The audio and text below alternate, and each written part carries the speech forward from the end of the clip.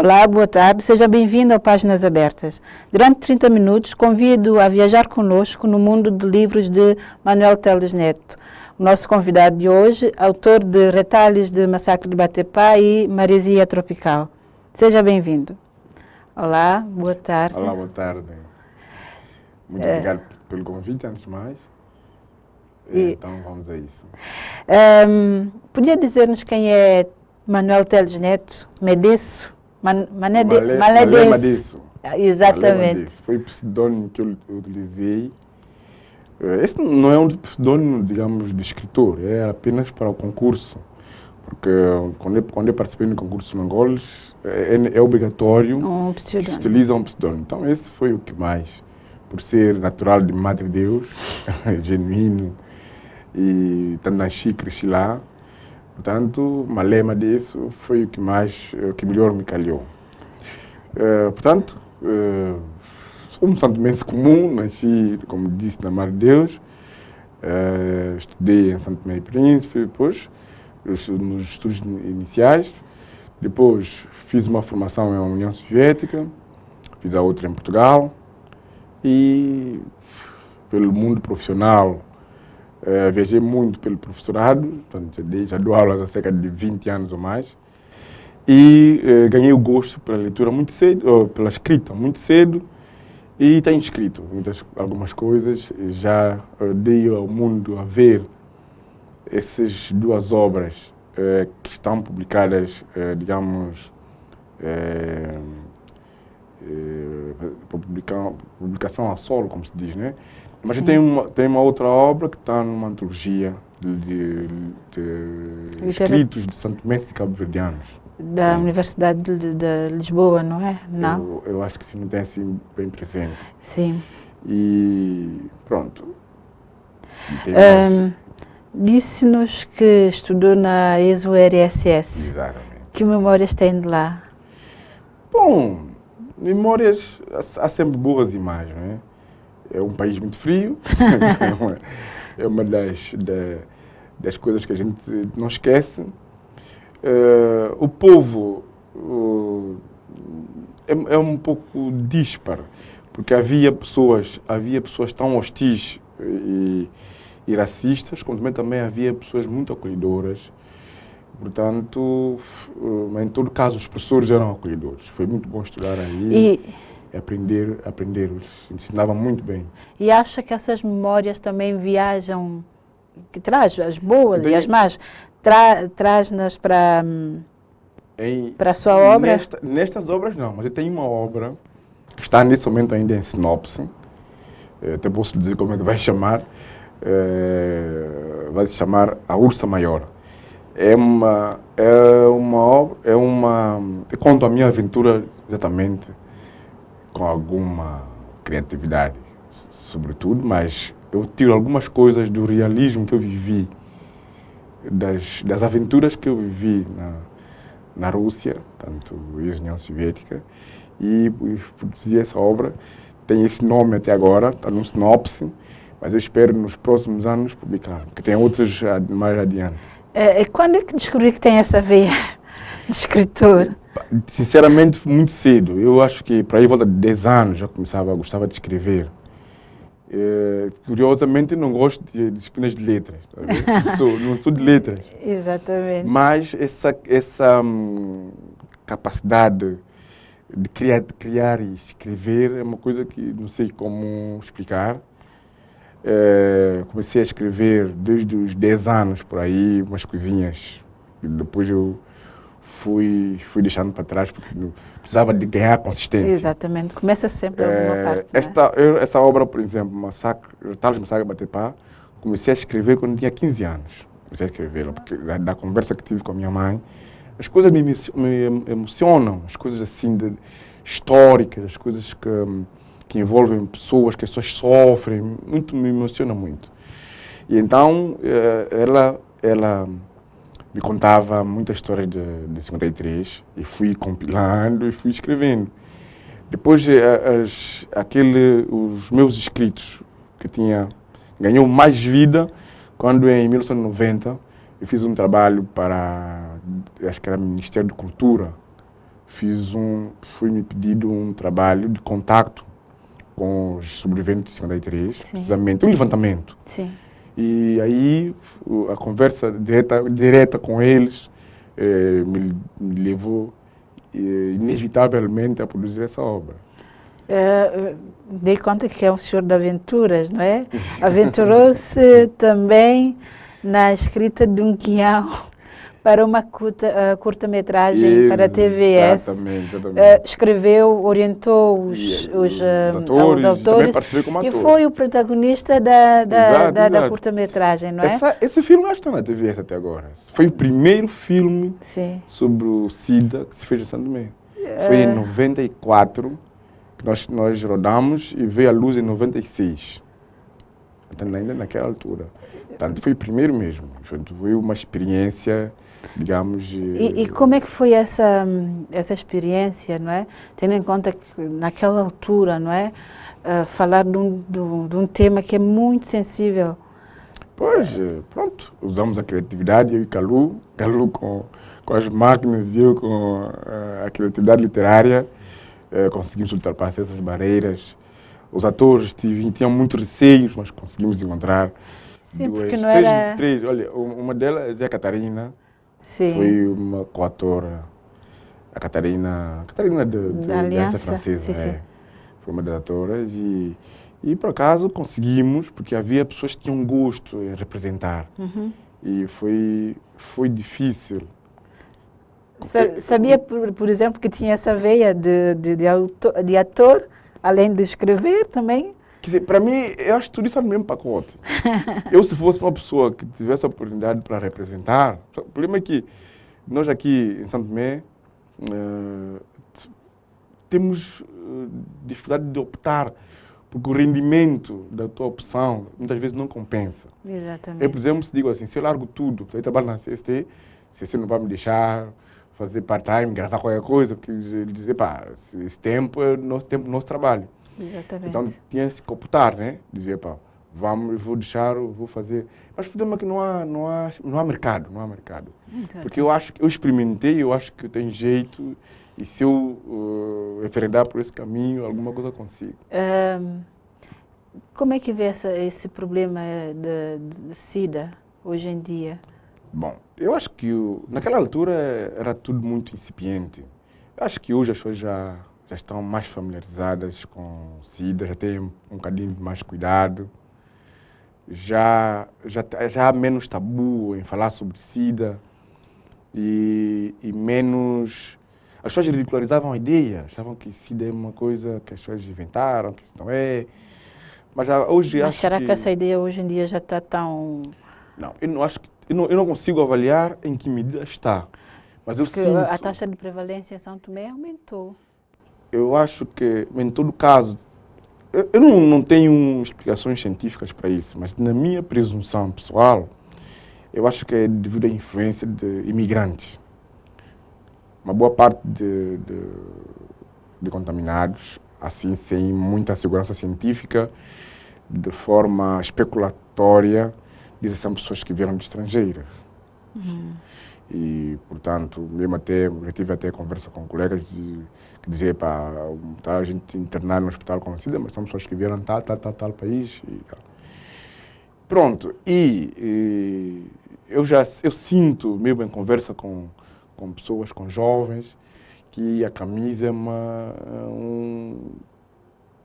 como é que se diz, um meio indispensável para relacionamento. Naquela altura, quando nós fizemos esse filme, já não era assim.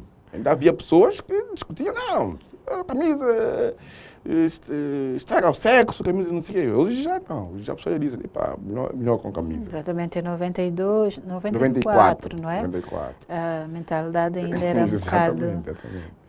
Portanto, já foi... A última vez que passaram esse filme na TV foi em 2000. E como é que foi rever? Não, foi bom.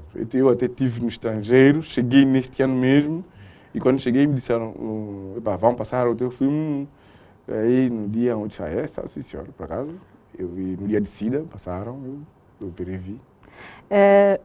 Escreve um guião para uma curta-metragem, mas também Escreve Maresia Tropical, Uhum. um livro de Maresia poesia, Tropical não é? é um conjunto de poesias que eu também trago desde a infância. Que em 1990 ganhei o prêmio, era prêmio da Unias, Sim, eu Voz das sei. Ilhas. Voz das Ilhas. Tem 2 prémios, não é? Sim, os 2 livros que eu publiquei Exatamente, são produto de prêmios. exatamente. Por acaso, essa coincidência. Maresia Tropical foi da Unias Da e Unias, Retalhos do de Massacre de Batipá, Batipá foi da... sim, prêmio de Sonangol. Exatamente. Como é que se sentiu? Publicou, das 2 obras que publicou, Exato. recebeu um prêmio. Não, a gente sente compensar, tá certo? A gente faz todo esse esforço, imprime essa criatividade e depois vê que o público gosta. Isso é bastante compensador, né? E estimula a gente a fazer mais. Porque eu digo sinceramente, se São Tomé tivesse um mercado melhor, que também a gente não faz só por causa do mercado, faz também porque gosta. Porque só por causa do mercado nem se fazia mesmo. Mas em todo caso, tens que primar primeiro pelas coisas que te dão rendimento para sobreviver, depois farás as coisas que te dão gosto de fazer. E sempre sobra pouco tempo. E quando consegue-se fazer e vê que o público gosta... Exatamente, não é qualquer um que escreve e logo nas 2 obras tem um prêmio. São 2 obras de géneros completamente diferentes, não é? Nós temos Maresia Tropical, que é um livro de poesia, e Massacre de Batipá, que é de prosa, não é? A forma de criação para estes 2 géneros foi a mesma ou... Não, a poesia é uma coisa um bocadinho mais emotiva, não é? No fundo, a gente quer sempre espelhar o que vai na alma. Exatamente. Em prosa ou em poesia. Só que em poesia dá uma maior liberdade de expressão, uma expressão mais artística, né? A gente pode inventar palavras, pode inventar rimas. Nos meus poemas há muitas palavras que não são do lexo português, eu inventei mesmo. E depois, em curtas composições, pode-se exprimir muita coisa. Enquanto que a prosa já é... E eu dei conta que, quer dizer, quem for ler vai dar conta que faz sempre questão de pôr a data e o local onde foi escrito. Exatamente. Tem um propósito... Quer dizer, eu tinha uma professora que dizia que isso é muito importante, porque ajuda na interpretação da obra. O contexto em que foi escrito, o tempo que foi escrito, ajuda na interpretação. Então eu adotei essa forma. Era uma professora portuguesa, Maria Emília, que foi a minha professora dessa primeira classe. Tem graça que ela não acreditava que poderia vir a ser escritor. Por quê? Porque não foi um bom professor de... Não foi um bom aluno de português. Eu era um aluno muito contestatário. Eu contestava muito a forma de escrever português. E ela dizia, tá sempre... Porque dizia ela que é muita confusão, desnecessária. Eu era um crítico. E isso levava ela a pensar assim.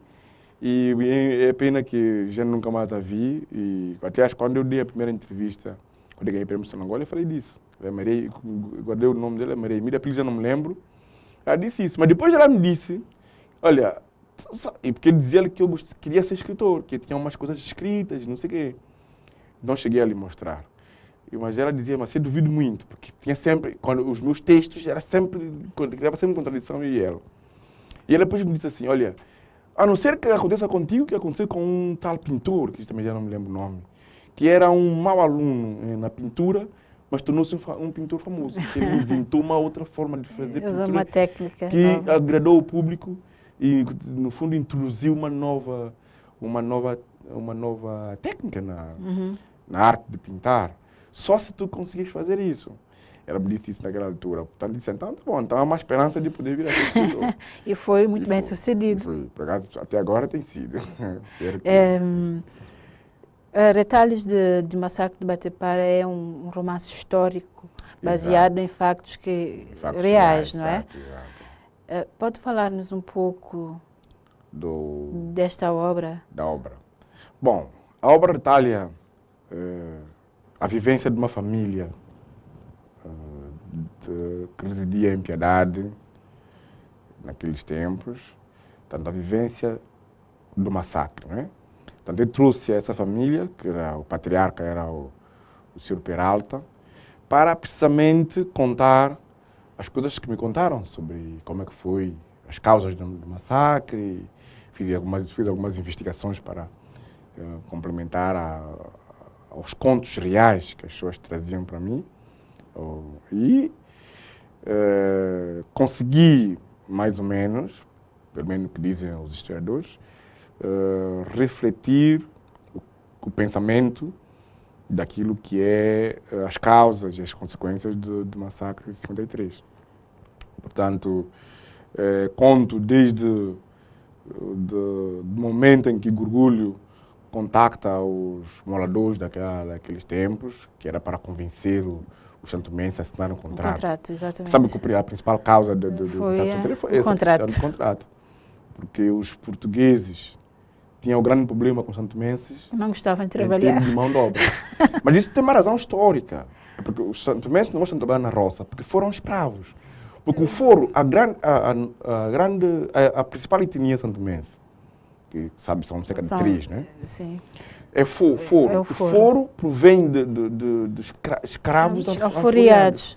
Naturalmente, uma pessoa que viveu um pandemônio nas roças como escravo, não teria gosto de trabalhar outra vez para os patrões, mesmo que em outra condição. Mas ganharam novos hábitos. Exatamente. As pessoas fugiram, assim que houve, acho que Dona Maria II, né, quando publicou o decreto da alforria, toda a gente debandiu-se. Houve países que foram buscar italianos, como o caso do Brasil. Exato. Aqui em São Tomé tinham que buscar os cabo-verdianos, os moçambicanos, até também os gaboneses.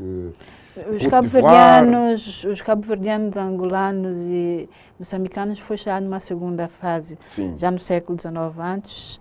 Sim, antes foram mesmo aqui na costa africana. Olha, o meu avô, pai da minha mãe, ele disse que a sua família veio de Côte d'Ivoire. Sim. Ele te contava, ele sabia falar Swahili bem. Ele sabia falar Swahili, porque ele dizia que o avô dele veio de... Falava Swahili. Sim. Ele ensinava-nos a contar, só que ele era garotinho, não aprendi. Ele ensinou-nos a contar em Swahili. Portanto, como vê, tinha que se recorrer a essa alternativa. E então, como era uma alternativa cara, então houve aquela missão sucessiva, ou dos sucessivos governadores, de conseguir dobrar os santomenses e fazê-los trabalhar nas roças. E Gorgulho optou por essa forma, portanto, primeira fase, ele teve duas fases. Primeira fase foi aquela de desenvolver o Santo Tomé, porque segundo dizem que a cidade de Santo Tomé, o rosto que tem hoje foi da sua Carlos Gorgulho. Exato. Melhorou as condições, acabou com os pântanos, melhorou as condições de paludismo, naquela altura que era muita e não sei o quê. Embora criou condições mais para os portugueses do que para os santomenses, mas também ajudou os santomenses, porque também, sabe, o meio, quando desenvolveu para todos. Fez o mercado, fez não sei o quê, fez ruas, fez estradas. A estrada para a Trindade era estrada de barro, São Tomé, Trindade. E eu fui acaltroada nos tempos dele. Bom, então, a segunda fase da sua governação foi, então, aplicar a amizade que tinha ganho com o povo, de conseguir convencê-lo a assinar o contrato.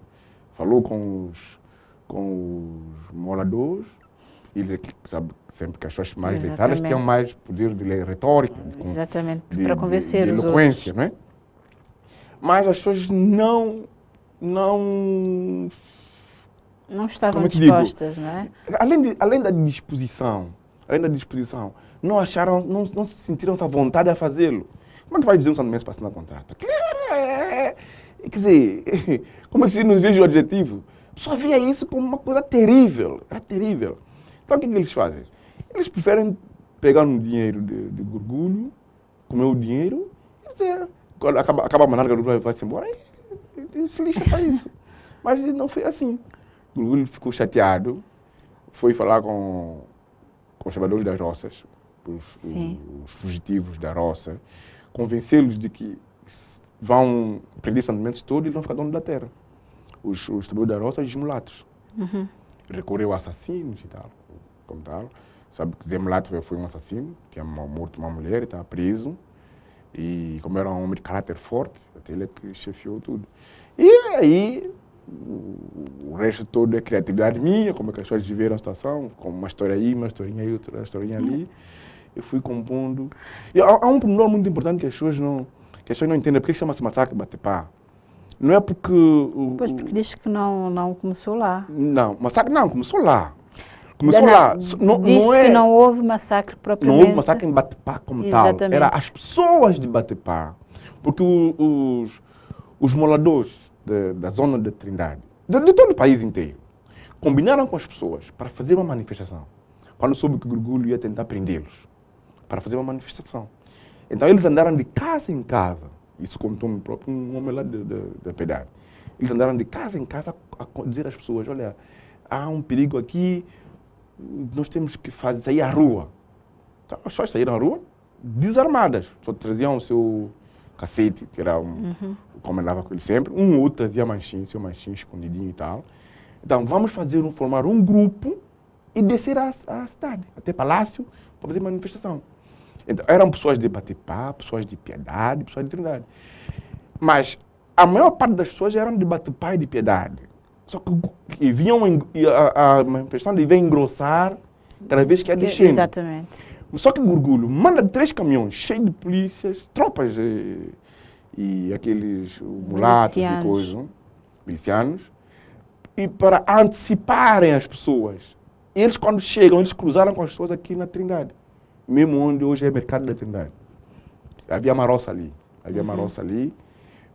Daquela roça, eles colocaram os caminhões aí na sede da roça e dispararam contra as pessoas, porque eles queriam dispersar uma manifestação.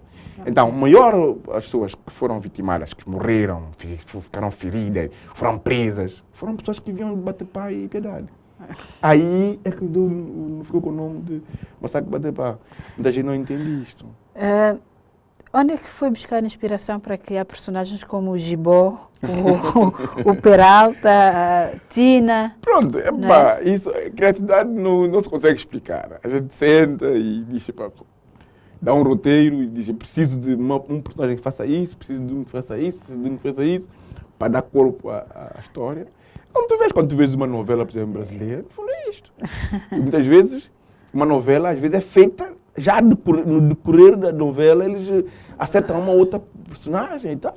Por exemplo, a última novela agora, o Félix não tinha esse final. Nem Félix, nem o César. Não tinha esse final. Mas no decorrer da história, o entusiasmo foi tão grande. Félix ganhou o público. Félix era para ser o bandido mesmo, um dos, como é que eles chamam, vilão mesmo. Mas depois ele transforma. Porque são momentos que são coisas que a gente tem que recorrer para a história e ganhar consistência. Então, quando começa a criar os personagens, não pensa que isto vai ter um fim. Ele vai ganhando vida, exatamente. Né? E conforme aquilo que queres transmitir, acho que as personagens que dão corpo a essa pessoa que tu queres representar. Portanto, o Gibó representa aquelas pessoas que eles falavam que quando falas com alguém que foi... havia muito bufo. A gente preparou coisa aqui para fazer manifestação, os bufos foram dizer e tal. Então, pronto, tinha que ter um bufo para representar isso. Então era o Gibó. E o Peralta era daqueles moradores que foi cabeceiro para organizar as coisas e tal. Pronto. São todos personagens criados a partir daquilo que eu via, não é? Sim, sim. Nenhum ali é real. Foi tudo a criatividade, tudo a criação. Ok. Baseado naquilo. Há um branco. Às vezes as pessoas perguntam, por que pões um branco? Porque contavam, exato, que havia brancos que estavam contra. Muitos brancos estavam contra. Então, depois aí 2 brancos, pelo menos, estavam contra. Um que era contra racismo, que era sofreira. Sim. E um que era o militar, que estava contra. Sim. Segundo, houve pessoas, até contaram na rádio, que houve branco que escondeu pessoas.